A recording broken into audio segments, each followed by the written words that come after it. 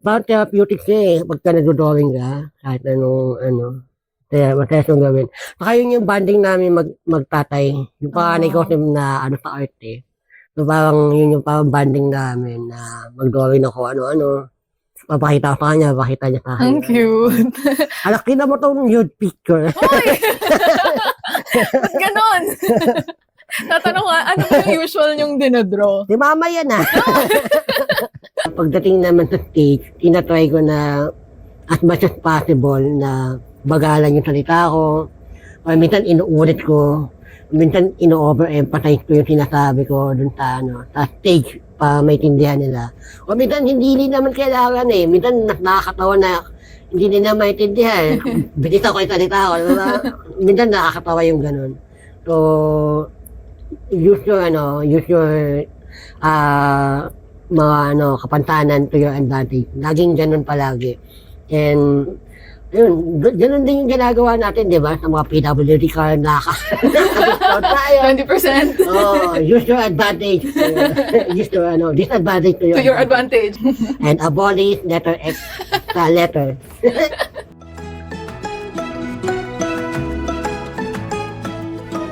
Good day, dreamers. This is Jerry Lee Salvador and welcome to the Pillow Talk, where dreams get unplugged. Ang ating mga kasama po for today, good luck po talaga. Sana magkaintindihan kami.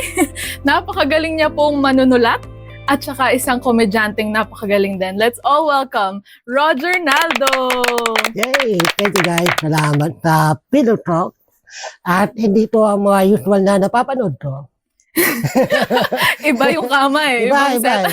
Iba to. Iba. Ano tayo? Wholesome tayo Wholesome today. pala. Oo, wholesome. Okay. Podcast interview tayo about buhay mo. Yes. Hindi ka usap yung buhay ko eh. Ano, interesting kaya. So, simulan natin syempre from Cool Pal. Sobrang dami nag-request kay Roger na makasama dito kasi na-interview natin lahat ng members ng Cool Pass.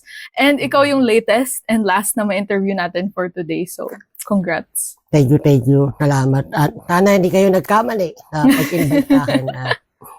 Parang hindi naman. I think excited din silang lahat para makilala ka ng mas malalim pa. Wow. Ayan. So, curious lang din ako, paano ka ba na-invite na maging part nga ng Cool Pals? Nagsimula ako, fans lang talaga eh. Fan ako ng Cool Pals. And comedy. Stand-up comedy in general. And then, napapakinggan ko na yung Cool Pals way before 2016, 17 ata. Ay, sorry. 2019, ganun. Before pandemic to eh. So, ang setup pa lang nila nasa bahay pa lang ni GB. Tapos, yun, Facebook Live pa lang. Ayun. Narinig ko one time si GB naghahanap ng mga open micer. So, open micer para sa mga nanonood is yung mga gusto mag-try ng comedy, stand-up comedy. So, naghahanap siya. So, nag-try ako mag-stand-up. And then, fortunately naman, nakatawa naman pala ako. Ayan. So, yun, masaya yung Yun, doon ako nagsimula talaga as a fan. As a fan. Tapos, na-invite ako for multiple time. So, simula pa lang parang nung mga time na kung kilala niyo si, sa mga panang Cool Pals, kilala niyo si Nick Carret. Doon ako nagsimula. Parang lang kayo, random caller. Tapos, yun, doon ako nagsimula. Parang, as gradually, nag-appear ako nun sa podcast. And then, finally, due to public demand. Wow! Iba. Oo, nakuha na ako na regular na. Ayun, baka dito din, sa Pillow Talk, baka. Regular. Kailangan mo ng sidekick. Wow, malay mo magkaroon ka ng sarili mong podcast someday, di ba? Interesting yun. So, ngayon, nakakatuwa na yun. Part ka na nga ng Cool Pals and official member ka na din. So, congratulations. Pero, simulan natin din, nung bata ka, ano bang pangarap ni Roger nung baby pa siya? Tito Boy. No, when I was a child. Wow! So, ano ba yung pangarap mo nung bata ka? Tito Boy. Hindi. Nung bata ako, naalala ko, gusto ng tatay ko maging engineer ako. So, yung engineer na gumagawa ng mga building, ganyan, yung yun na yung naging pangarap ko talaga na parang sana someday, paglaki ko, maging ano ako, maging engineer ako. Eh, kaso hindi lumaki. Hindi ako Paano lumaki, wala So, ano. Kaya hindi natupad. Nag-iba. Nag-iba. Mm. Oo. Pero engineer, nung ilang taon ka nun? Yung wala grade 2, grade 3, ganyan. Okay. So, naalala ko, parang nagdo-drawing pa ako ng mga building, ganyan. Yun yung ano talaga, yun talaga yung pangarap ko ng bata ako. Nakahiligan. Oo. Pero nag-iba yung landas na tinahak. Oo, medyo, oo. Ay, may malayo pala talaga, no? Yung napuntahan, oo. Oo, nasa beer house. Hindi, ano ba? Piloto. Piloto. Pero sa family mo, so, nung lumalaki ka, sa Taguig kayo nakatira. Tapos, ilan kayong magkakapatid nun? Tatlo na maalam yung ano yung pangalawa. Oo. Yun yung ano, ngayon dalawa na lang kami. Yung ano, parang nangyari nun. So, parang nung bata ako, parang yun nga, tatlo kami, tas yung pangalawa kasi parang ano nalunod siya nung bata ako. So, naaya lang siya ng mga kaibigan niya. Yun na. Parang doon na gano'n doon na nag-spiral yung yung buhay namin pamilya. After nun, yung tatay ko na parang nag-awol sa trabaho niya bilang pulis kasi parang tawag yan, hindi niya matanggap yung nangyari sa anak niya. So, kami, naapektuhan din kami. Kaya di kami napapunta ng purview or ng Caloocan. Dahil doon na nangyari. So, parang, nung time na yun, talagang magulo yung buhay namin. So, fortunately naman na nakaya ng nanay ko na napalakain kami. Na bilang siya lang. Hindi siya hindi siya Gia. Grabe pala yung pinagdaanan nyo. Kasi yun nga, may isang gitnang kapatid to. Oo, yung gitna. So kaya pagka nagtatanong yung mga tao, ang layo ng gap niyo magkapatid, parang 9 years, 10 years yung gap namin. So kasi may nawala na isa. Ayun. So, baka parang sinisi din nung tatay niyo yung sarili niya, kung ano man, tas kaya ganun yung nangyari. Nagko-comedy din yung tatay ko. Parang hindi. Then siya, parang busy siya sa work, parang gano'n. And then, parang, alam mo naman yung mga magulang parang, kahit hindi naman nila hawak yun Baga, nangyayari nun, nagkayayaan sila magkakaibigan. Tapos, hindi nagpaalam sa magulang. Yun, nalaman na lang namin na nalulod pala. Oo, wala namang may gustong mangyari nun. Hindi naman siya, sinadya. So, paano yun nung lumalaki kayo nga? Nung kayong pamilya, ikaw mismo din, paano naka-apekto yun sa'yo? Well, may siyempre, lumaki kami na sabay-sabay, parang nung nawala na siya, parang wala na kakulitan, ganyan. So, parang yun yung pagka pare-pares kasi yung lalaki, parang yun yung parang kabulihan mo kasuntukan mo so, wala lang ganun. Tapos ilang taon ka nung wala siya? Grade 5. Sobrang Grade bata 5, pa din talaga. Grade 5, grade 6, mga ganun yung nangyari. So, nung bata din kayo, and yung condition mo ba, na yung, di ba open yung ngala-ngala, pagka ganyan, nung pinanganak ka gano'n na talaga, pero walang cleft palate? Ang tawag kasi sa condition, yun nga, cleft, open yung ngala-ngala, cleft palate. Yung iba naman, lip naman yung nila, yung hiwalay, or yung open. Yung sa akin, yung cleft lang, yung bagay yung ngala-ngalay lang yung sa akin. So, nung lumalaki ako, talagang ngungu talaga ako magsalita. So, labas lahat na ilong, ganyan. Tapos, ang tatay ko kasi, di ba, pulis siya. So, merong libreng opera sa, sa Campo Crame. Ano to, grade 2 yata ako neto eh. Grade 1. Nung na-operahan ka? Oo. Okay. Nung na-operahan ako, grade 2. Yun. Medyo daming process noon, laboratory, ganyan. Tapos, fortunately naman, natahi naman siya yung walang ko. Tapos, ang naalala ko nun, sabi nung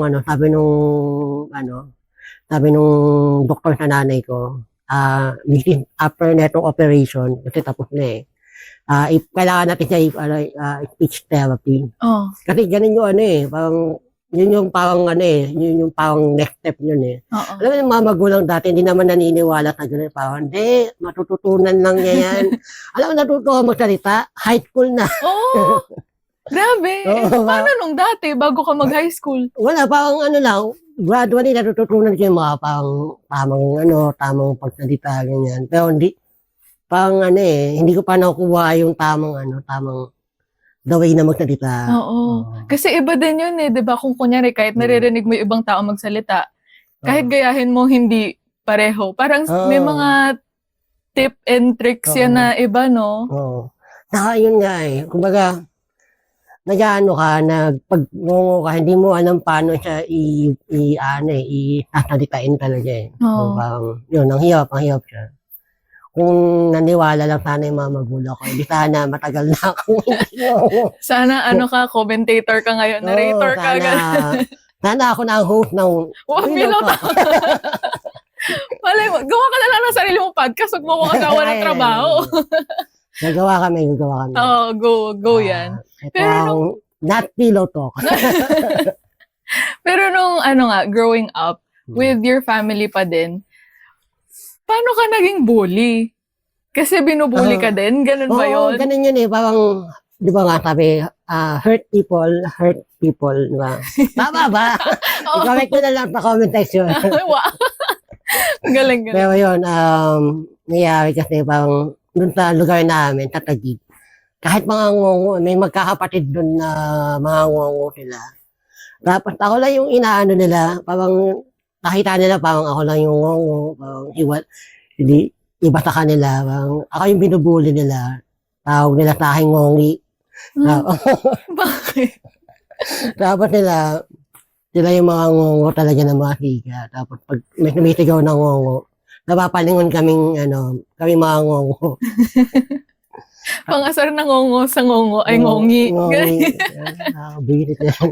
Ano ba yun? So, parang naisip ko ano ba yun? Ang kulit naman nung setup namin. Masaya nung pagkabata ako. Pero madami rin pinagdaanan nga. So, nung una, nabubuli ka, pati sa school. Oo, sa school, sa mga kalaro ko. Tapos kahit kayong magkapatid. Sa amin naman sa bahay, parang hindi naman namin siya, alam mo yun, natatanga ako kasi sa bahay din namin pinag-uusapan yun eh. Siguro importante din sa mga magulang na nag-sit down kayo with yung anak na may gano'n, o may kapantanan, o ano man. Kailangan din talaga pinag-uusapan yung issue na pinapaliwanag mo sa bata na mabubuli ka, kailangan mo tibayan yung loob mo, kailangan mo. Kasi nung bata ko, wala akong ganung walang ganung pep talk sa akin. Kumbaga, pinabayaan ka lang, good luck. Oo, tinatangki ko lang yung mga bully. Kaya siguro naging bully din ako eh. Parang yun nga. Kasi hindi mo din alam kung anong gagawin mo eh. Oo, kasi kung hindi ka magiging bully din, maano ka talaga, maapi ka, mabubuli ka, No. Kaya, yun nga din. Kaya mo siya ginawa dahil ayaw mo namang mabuli ka. So, parang ikaw na lang din yung gumawa nun sa iba para hindi ka mabuli. Oo, kailangan mo mag-suot ng shield eh. Oo. Interesting nga na thought yun. Kasi nga, may dahilan din kung bakit bully ang mga bully. Hindi natin kinokondone, hindi natin sinasabi maging bully. Pero, kasi yun din, iniintindi natin kung saan nanggagaling nga yung mga tao. Pero, natutunan mo naman. na wag nang gawin? Kailan mo natutunan na parang okay, Kahapon lang. Hindi. hanggang ngayon pala huli pa rin? Hindi, siyempre, pagka tumatanda ka, na nagmamature ka na rin na mali pala yung ginagawa mo, gano'n. So, tingin ko, naman, nakatulong naman sa akin yun. Kasi nararamdaman ko, alam ko yung feeling ng nabubuli. So, yun. Kaya ayaw mo na din gawin nung Oo. na-realize mo na parang mali tong ginagawa ko. Lumalaban sila. Wag na lang. Huwag na lang pala. Huwag na. Mas malaki pala sila. Oo, lumalaban. Ayun, diba? Pero nung nangyari na nga yun, so na-accept mo na yung condition mo. Oo. Kailan siya nangyari? Na parang naalala mo ba na parang, okay, ito yung meron ako. Kahapon lang din. Acceptance kasi parang siguro din nung pumasok din ako ng comedy. Okay. Nung pumasok ako ng comedy, parang na-accept ko na kasi siya yung hindi ko naman pwedeng di ba, parang hindi i-address na ngongo ako na parang Kailangan mo. kailangan kong Harapin. sabihin, parang yun din, unti-unti yun, parang college, nagtrabaho ako, paunti-unti na natatanggap ko yung situation ko. Pero paminsan-minsan na natitrigger ako pagka may nangaasar, may pero nawala siya nung nag-comedy ako. Nag-comedy ako parang nabaliktad ko siya, nagawa ko siya parang, sinasabi ko palagi parang superpower. Pagka sa comedy, medyo yun nga, may depekto ka, mas mas effective ka, parang ganun. Yun yung parang natanggap ko na kailangan kong gamitin to my advantage. Yun. Oo. Ang ganda nga nung ginawa mo na imbes na parang, di ba, iyak mo lang yung flow mo or kung ano man tawag na dyan, parang ine-embrace mo lang din yung kung sino ka. Tapos ginamit mo pa yun for comedy. Oo. Pero nung una, parang talaga, mahirap talaga. Parang, siyempre, parang, kami magkaibigan, may niligaw kaming babae, parang, tapos, siya yung sinagot, kasi ngongo ako, parang, Banyaw! Banyaw! Why? Why? Na-imagine ko ganun lahat ng mga ngongo, umiyak, Banyaw! Pero yun nga, nagamit mo pa siya, di ba? Kasi di ba, sabi din ng, iba din ng mga nag-guest dito, na comedians, na using yung mga na-experience mo na negative, tapos babaliin mo siya. Oo. Para makarelate din yung ibang tao, na nakakatuwa yung experience. So, ganun mo siya ginawa. Kasi diba, magaling ka rin magsulat talaga. So, curious ako, paano mo sinusulat yung mga material mo? Minsan dumadating na lang, hindi ako yung parang umuupo na mag-iisip ako ng malalim, bang nangyayari. Hindi. Minsan dumadating na lang siya sa'yo, na parang germ, yung tawag sa writing, parang idea, or premise lang siya, dumadating sa'yo. Doon mo na siya papalakihin. Doon mo na yung usually, nanggagaling siya sa mga nangyayari talaga sa totoong buhay. Like, meron akong joke about may nasakyan akong tricycle driver, nangongo din. Okay, true story pala to. True story to, Okay. sa Pembo, Makati. Nagtataka ako, parang galit yung boses niya. Akala niya pala, ginagaya ko siya. Sabi ko parang ganun. Tagal namin, makarating dun sa kasi hindi niya alam, hindi rin niya ako maintindihan, hindi ko rin siya maintindihan. Parang naligaw pa yata kami dun, di ba? Nagngunguan kayong dalawa ng hindi. Ito bang tama sa atin? Nasa Pasig na tayo, Layo na yung tricycle. Makati to Pasig. Ganun yung mga experiences. Talaga. Tapos yun yung nasusulat. Tapos mas nakakatawa siya kasi totoo siya, di ba? Hindi siya kumbaga, nangyayari siya accidentally. Oo. Nakakatawa yun Oo, yun nga. Tapos, before pala na punta ka sa comedy. Balik muna tayo sa education mo. So, pinili mong course Ay, hindi po ako nag-aral. Ay, hindi ba?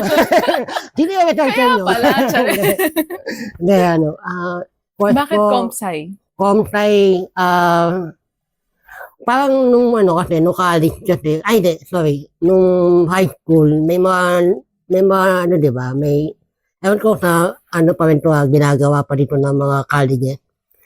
May nagpunta sa aming mga school, sa, namin, sa high school namin, nung fourth year kami. Tapos namimigay ng flyer, nag-i-invite na kung gusto nyo mag-aral dun sa school nila, sa university nila. And then, nung time na yon, ang pinaka tumatak sa akin course, yun, computer science. So, nung time na yun, yun yung parang, kasabay ng nursing computer science, yun yung mga boom na course. So, yun. Fortunately naman, nakapasa ako sa University of Caloocan City. And nakakuha ko ng libreng pag-aaral sa computer science. Oh, wow. Dahil matalino ka, ganun? Hindi din, nakachamba lang din. Chamba lang din.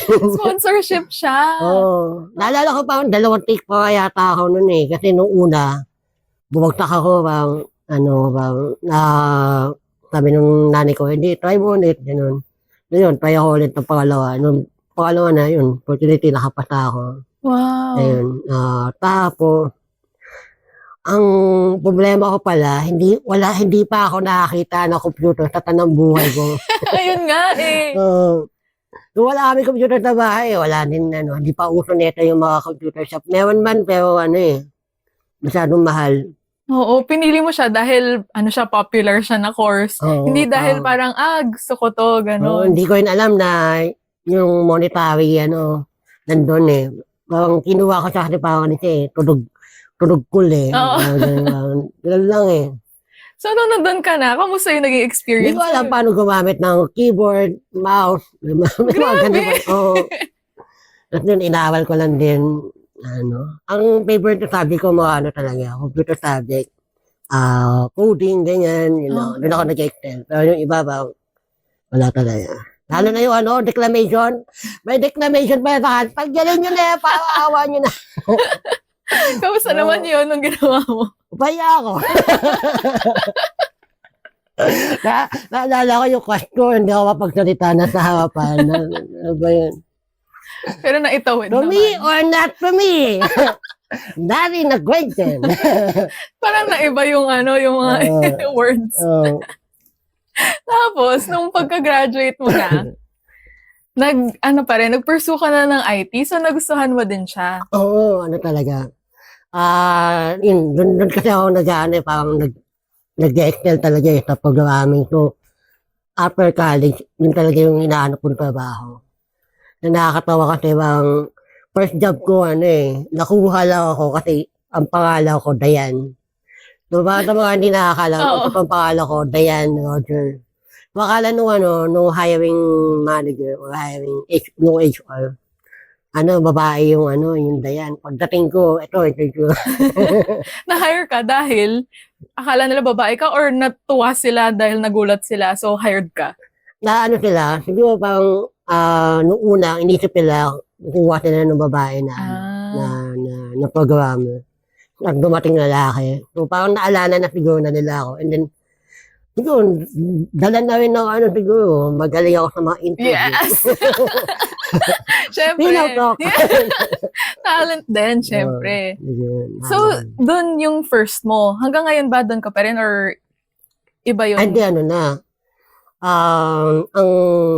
dami ko na 18 years, 19 years na ako sa IT. Tapos nakailan ka ng IT na? Nung bata-bata ako, kasi ganun, bakit tuwag yung gayahin, pero hindi ko alam. Kasi yun yung parang progression ng parang lumaki yung tahod mo. Oo. Parang Lilipat every 2 ka. years, tumatanon ka, dun tumataas yung yung sweldo mo. Yun yung first, parang kalahati nung career ko, ganun. So, medyo ano na ako, medyo tenured na ako, medyo ano, tumatagal na ako. Meron akong trabaho pang 7 years, 8 years ako dun sa company. Okay. Yun. Tapos nakailan ka na, mga kumpanya? Dami. Dami. So ngayon, pag tumatanda ka parang ano na ang hinahanap ko na, stability. Nung bata ka, hinahanap ko yung pay. Oo.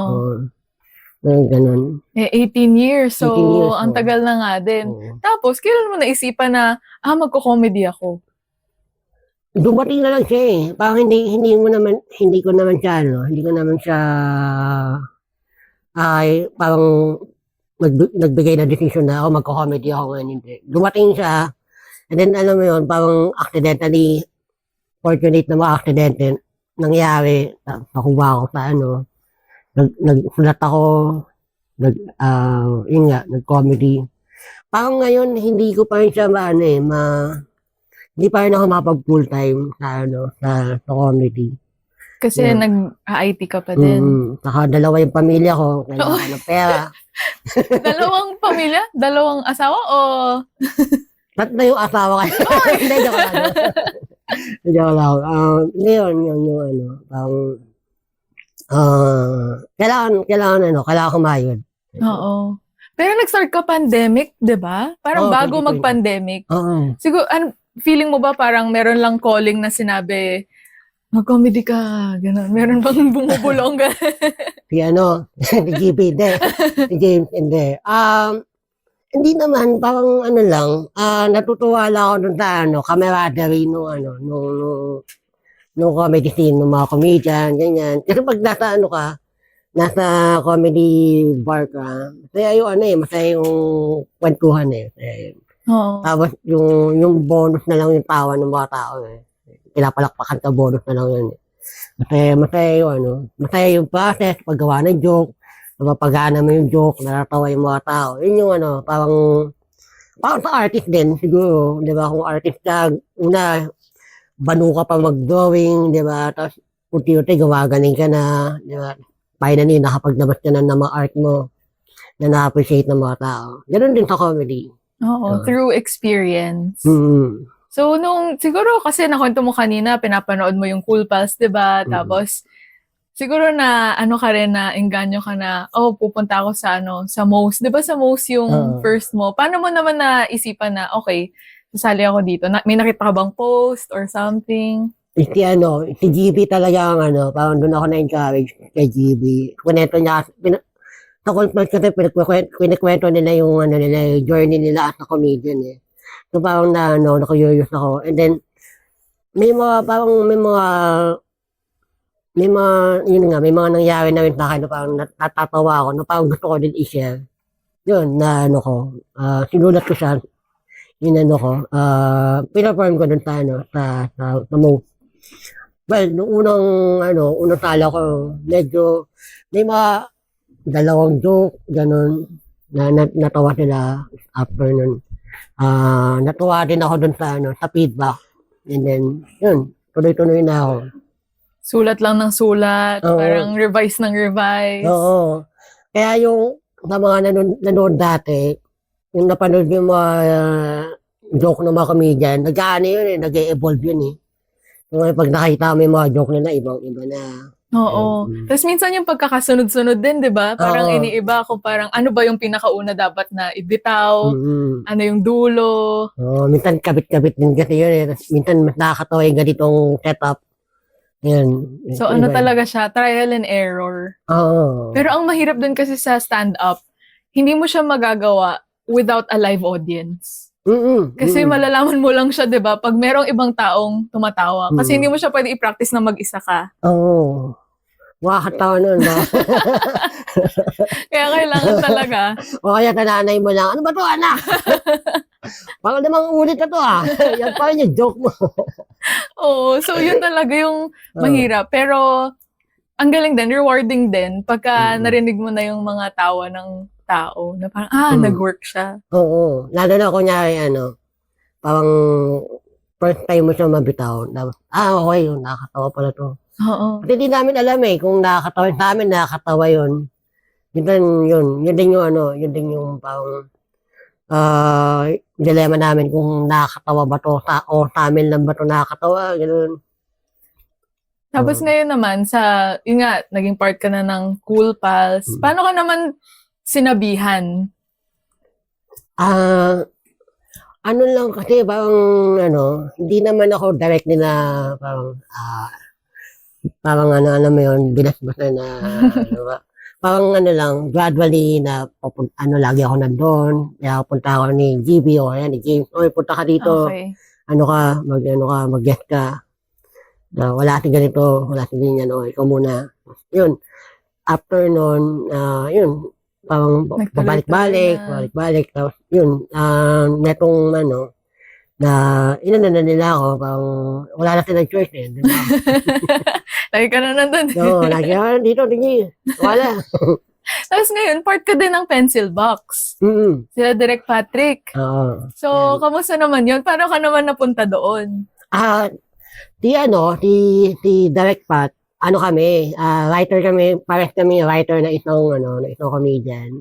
Ghost writer kami nung isang comedian. And then,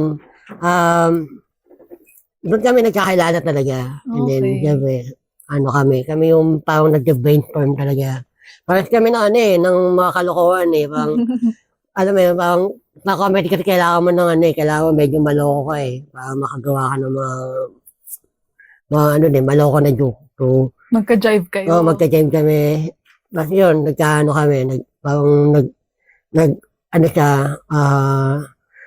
gumawa siya ng seminar or workshop para paano talaga mag-proper na magsulat na ng mga joke. Kasi ang background ni Patrick, filmmaking Oo. So, alam niya talaga yung sinasabi niya. So, yun, naniwala naman ako sa kanya. Kasi nung una, wala pa sa picture yung pencil box. Parang gusto lang namin matuto na magsulat. Kami, sila Chan-Chan, yan. Tapos, may, dumating yung opportunity na, gawa tayo ng gag show. Yun. Ang idea nung pencil box din, kung sino yung parang The Office. Yung mga writer doon kasi sila din yung actor So parang ganun yung gusto namin gayahin. Kung sino yung mga writer, sila din yung mga actor. So, yung una, mga banu talaga kami mag-act Natuto na lang din. Natuto na lang kami. Salamat at naawa si Patrick namin. Napagsama-sama din nga iba-ibang komedyante, Oo. 'di ba? Sa iba't ibang parang lugar ganyan. Oo. Tapos ayun, nabuo kayo. Ayun, di ba, hindi nakakatuwa din doon kasi iba-ibang may galing ng Cool Pals, may galing ng TV, TV, ganyan. may galing ng Team Payaman. So, saya, Social media, ganyan. Oo, saya. Nakakatuwa nga yung naging nyo, parang family nyo doon sa Pencil Pencil Box. Box, oo. Oo. Tapos, baka hindi alam ng iba to, pero yung isa sa mga talent mo pa, bukod sa pagiging IT expert, pagiging komedyante, ay magaling ka rin magpiano. Yung expert pa, hindi naman. Kasi kasi yung nagpa-piano or keyboard ako, kasi ako nagtutugtog ako sa simbahan. So, nagpa-piano. So, doon ako talaga nahasa din. So, ang galing. Kasi 'di ba paano yun? Kasi medyo short yung hands mo, 'di ba? So, ang galing na paano mo na-reach yung mga ibang... Nagtataka din yung mga nasa akin paano ka nag-keyboard. Well, hindi naman talaga siya sa wala naman siya sa haba ng kamay.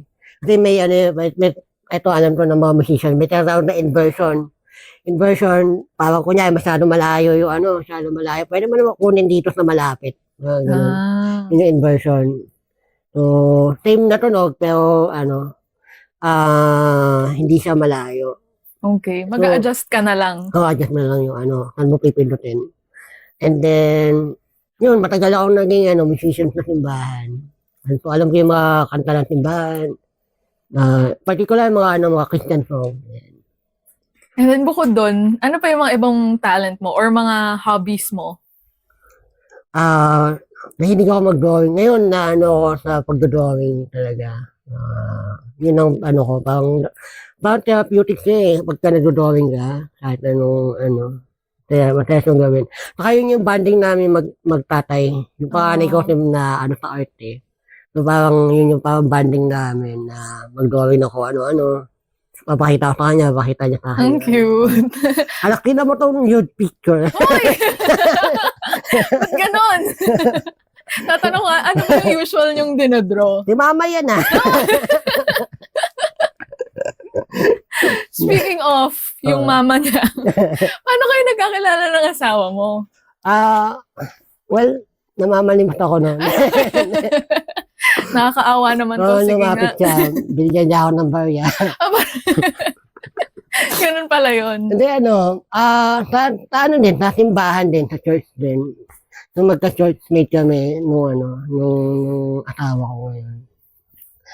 Doon kami nagkakilala. Una, magkaibigan lang talaga kami. Naawa ko sa kanya pa.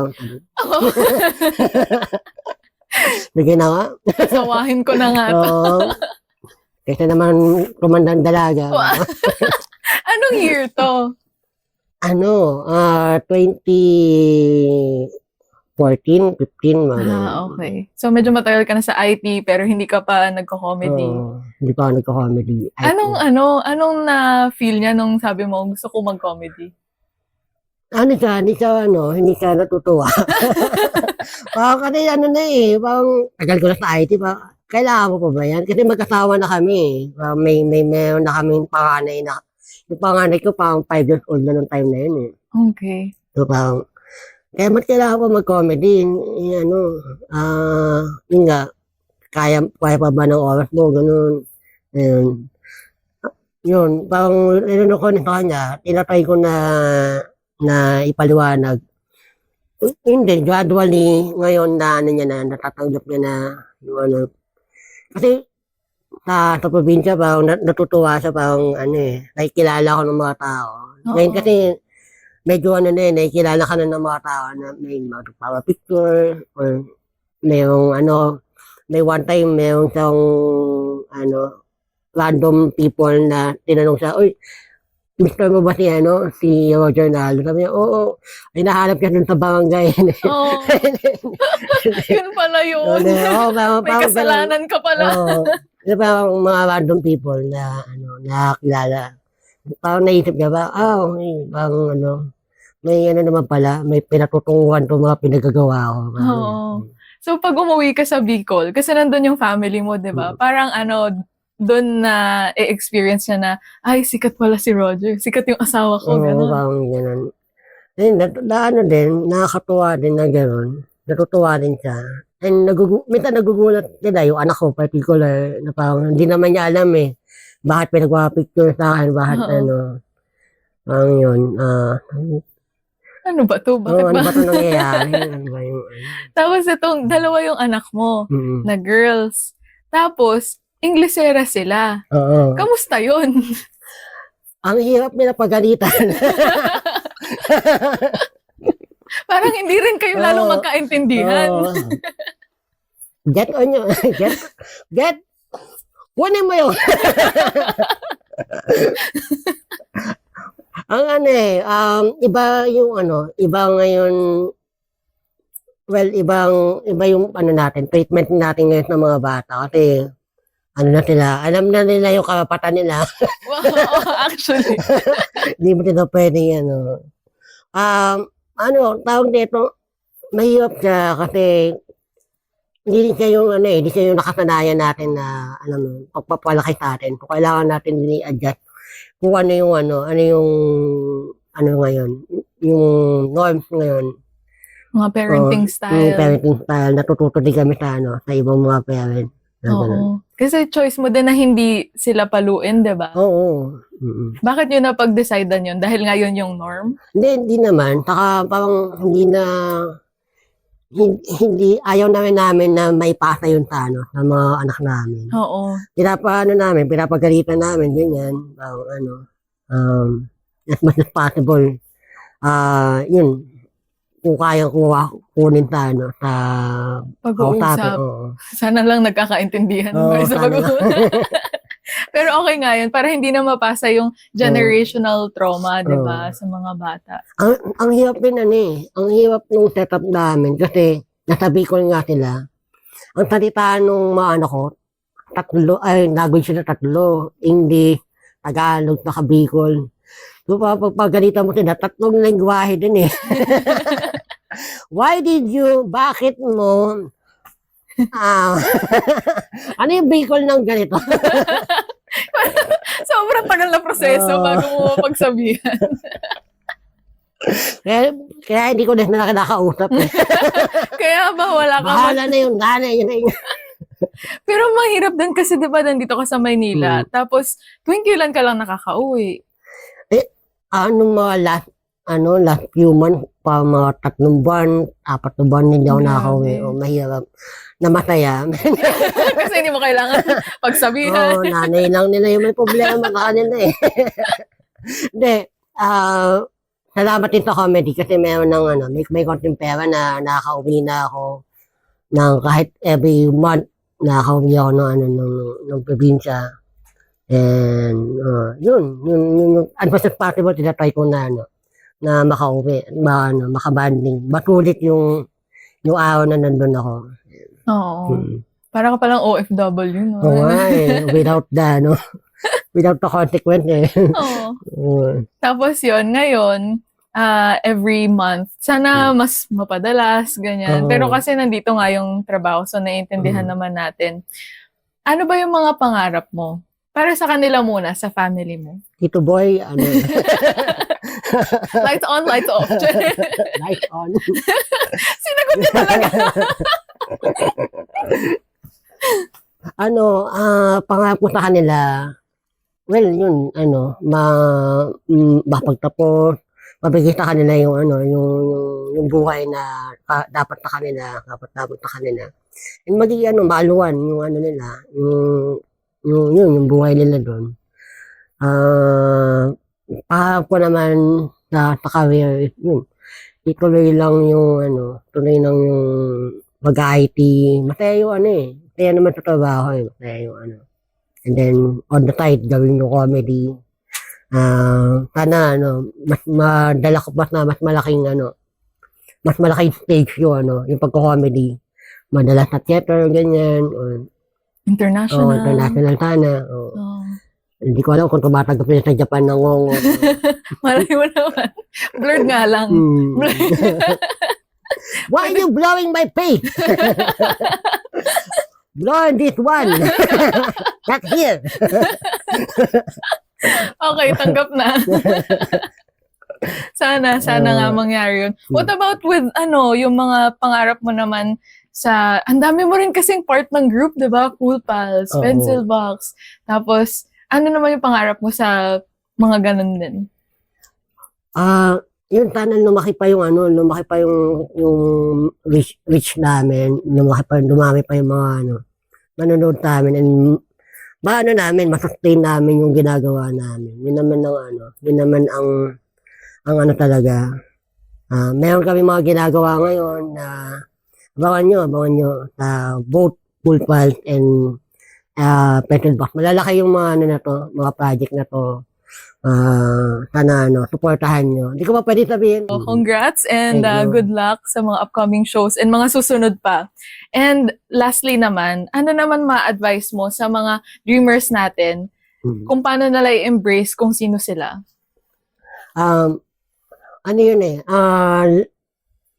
Masaya yung the journey itself kaysa nung marating mo yung kung may destination mo, di ba? Gradually, ma-develop yung sarili mo. Hindi mo mapansin, pero gradually, mawawala yung pagkangongo mo. Gayon ba yun? Gradually, ma-accept mo. Tapos hindi mo alam, nandun ka na pala.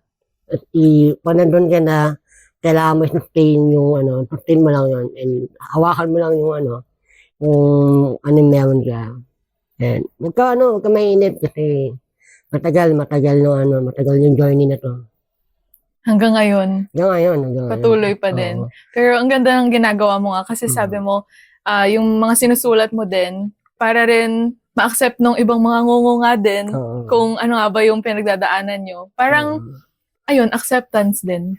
Oo, taka ano din eh, parang maano din natin na yung perspective namin mga ngongo. Kasi wala namang ano eh. Wala kami spokesperson eh. Ito na Ito yun, na ito na yun. yun. I think I speak for the least most of us. Kami mga ngongo ay anti-X, letter X and stay. At saka S, dapat wala na mga letter na yan. Abolish, letter X and S. Yun pala yung advocacy nyo. Alisin! Ang mga letter na yan sa alphabet. Hindi yan kailangan. Nahihirapan kami. Ayun, yun lang. Oh, napaka wise words po from Roger. Thank you so much. Ang tagal nung ano, usually ito mga part na to, ini-skip ko na eh. Ang tagal. Any last words?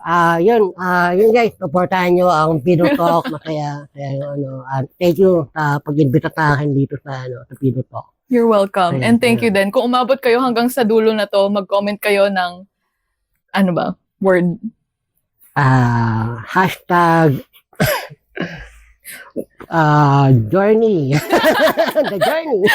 Hashtag journey. Oh, yeah. Okay. Good Thank night. you. Good night.